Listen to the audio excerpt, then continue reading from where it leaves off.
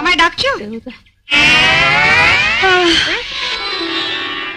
তুমি কি গো, সকালে উঠে একটু ঠাকুর দেবতার নাম করছি, তুমি আমার ঝাঁটা দেখালে?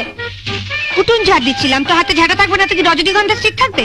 আগে মশারি তুলে বিছানাপত্র ঝেড়ে তারপর ঘর ঝাঁট দিয়ে তারপর আমার জন্য 1 কাপ গরম চা, একটু আদা দিস। কাল রাতে হঠাৎ ঠান্ডা লেগে গেছে, গলাটা কেমন ব্যথা ব্যথা করছে। তোমাদের সংসারে কেন যে আমি মা দুর্গা হয়ে জন্মালাম না? হঠাৎ এই কথা বলছো? না মানে মা দুর্গা হয়ে জন্মালে আমার কেমন 10খানা হাত থাকতো। একখানা হাতে তোমার মশারি তুলতাম, আরেকখানাতে তোমার বিছানার চাদর পাল্টে দিতাম, আরেকখানা হাতে ঝাড় দিতাম, আরেকখানা মানে আদা আদা থেতলাতাম। শুনলে না, দাদা বললো আদা দিয়ে চা করে নিয়ে। আদাটা আগে না থেতলালে চাটা করবো কি করে?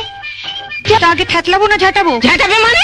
মানে আগে উঠোতে ঝাঁট দিয়ে দেবো না দাদার জন্য আদা থেতলে চা করেন? তোমার যা ইচ্ছে তাই করো, মেয়ে হয়েছে একখানা। আরে বরঞ্চ ঝাঁটাই। তুমি আমার পূজা রেগে আছো? সব কাজ ফেলে দাদার জন্য আদা থেতলে চা করে আনলে তুমি আমার ভালো মানুষ দাদাটাকেই থেতলে দেবে?